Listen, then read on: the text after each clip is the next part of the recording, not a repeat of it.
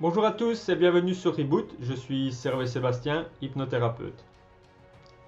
Aujourd'hui je vais vous parler de la confiance en soi. La confiance en soi qui est un des 4 facteurs d'échec dans l'atteinte d'objectifs. Il faut savoir que la confiance en soi n'est pas innée, donc on ne naît pas avec, ou très rarement.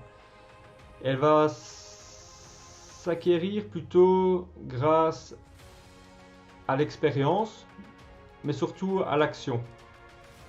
Car c'est dans l'action qu'on acquiert de l'expérience. Comme on dit, l'expression, c'est en forgeant qu'on devient forgeron. Et ici, c'est dans l'action qu'on acquiert l'expérience.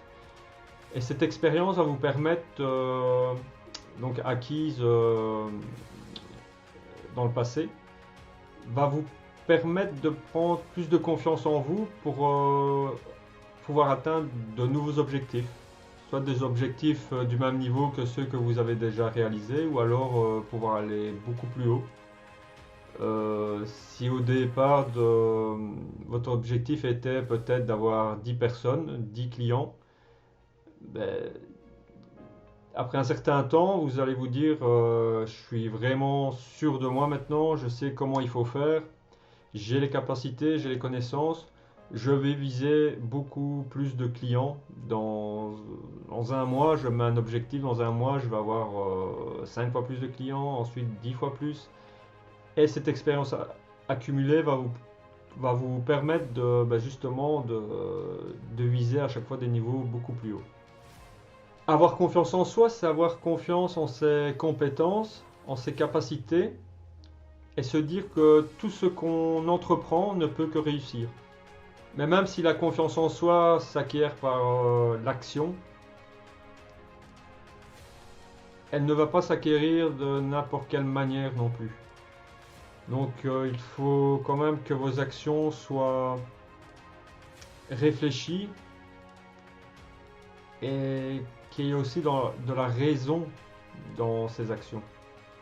C'est-à-dire que vous n'allez pas vous lancer dans un objectif sans avoir les compétences et les connaissances nécessaires pour l'atteindre.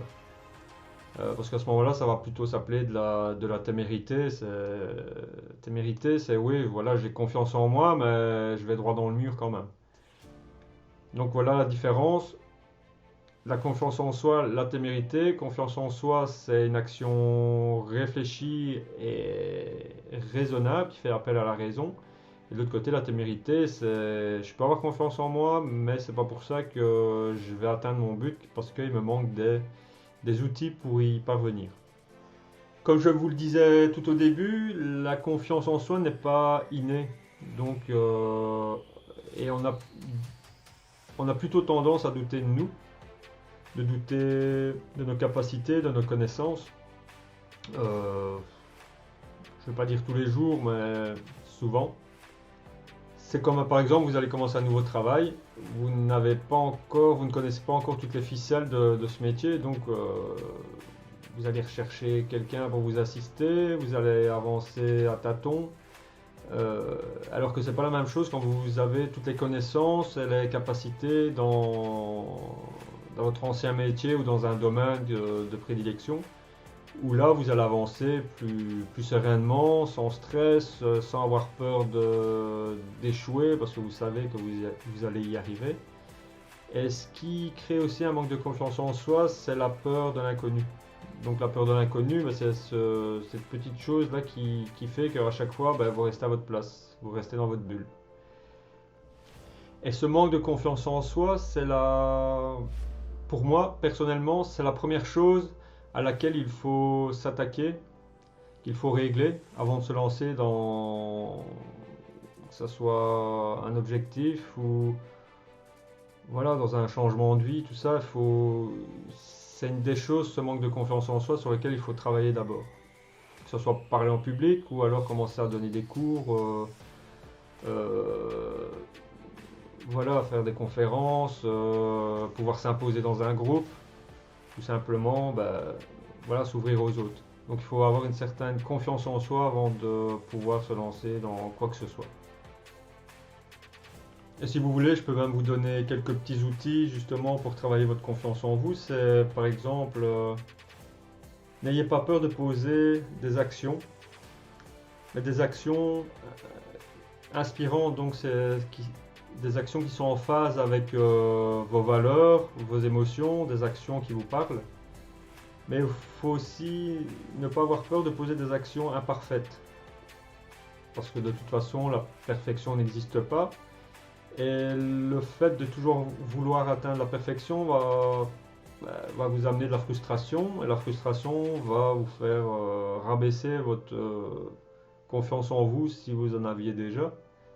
Ou alors vous laissez vraiment à zéro si vous n'en aviez pas encore. Comment dire, il faut garder le sourire. Garder le sourire tout le temps. Souriez aux gens que vous rencontrez. Souriez au téléphone. Comme on dit, le sourire s'entend quand vous parlez à une personne souriante. Présentez-vous premier quand vous êtes à une conférence ou vous faites connaissance avec des nouveaux collègues, par exemple. Et restez ouvert aux autres. Ça vous ouvrira pas mal de portes, je pense. Deuxièmement, acceptez de faire des erreurs. L'erreur est humaine, on n'est pas parfait, comme je disais au premier point, la perfection n'existe pas. Vous allez croiser un bébé qui est en train de marcher, le bébé il va tomber plusieurs fois avant de pouvoir marcher correctement et ensuite se tenir debout, déjà ça sera bien pour lui. Donc je pense pas que vous allez lui dire que c'est un raté, pensez ça de lui. Donc ayez la même indulgence avec vous quand vous faites des erreurs que vous en avez pour ce bébé, cet enfant qui apprend à marcher. Et plutôt que d'être frustré d'avoir fait des erreurs, utilisez cette erreur justement pour rebondir.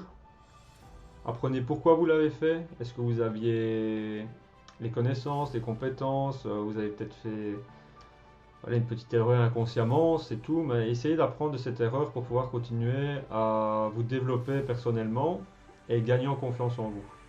Et comme ça, cette erreur, justement, dans le futur, vous éviterez de la refaire.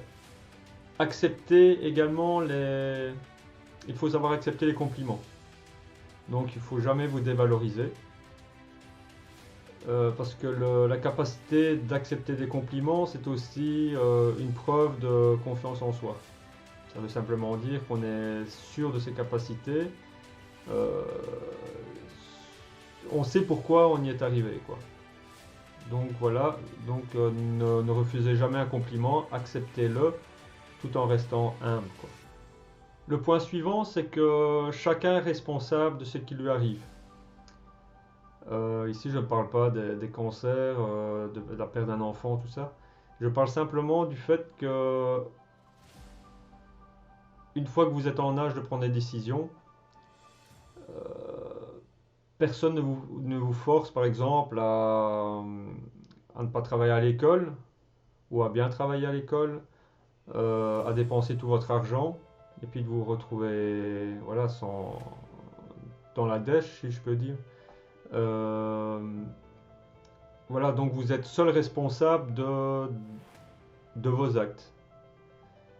Et le fait de reconnaître ça, ça va vous empêcher aussi d'en vouloir aux autres, de dire c'est pas moi, c'est lui, ou d'en vouloir à vos parents, d'être frustré de la vie. Voilà, simplement vous dire pourquoi j'en suis là aujourd'hui, qu'est-ce que j'ai fait pour en arriver là aujourd'hui. Et déjà, vous allez déjà vous sentir plus léger et apprendre à vous connaître aussi. Vos comportements face à tel ou tel événement qui vous arrive dans la vie. Et donc c'est ça, c'est un des points importants aussi, c'est soyez responsable de vos actes. Le point suivant, c'est inspirez-vous de personnes qui ont réussi dans la vie. Donc si vous avez l'opportunité de leur poser des questions, vous pouvez leur demander comment ils en sont arrivés là, quel a été leur chemin, quels ont été les obstacles qu'ils ont rencontrés et comment ils y ont fait face. Voilà, inspirez-vous de personnes, ça va. Et essayez aussi de toujours vous rapprocher de personnes qui ont réussi. Donc des personnes qui vont vous tirer vers le haut et laisser de côté les personnes qui vont tout faire pour que vous restiez à votre place. Du style, bah, je comprends pas pourquoi tu vas faire ça, hein, je te vois pas là-dedans ou quoi.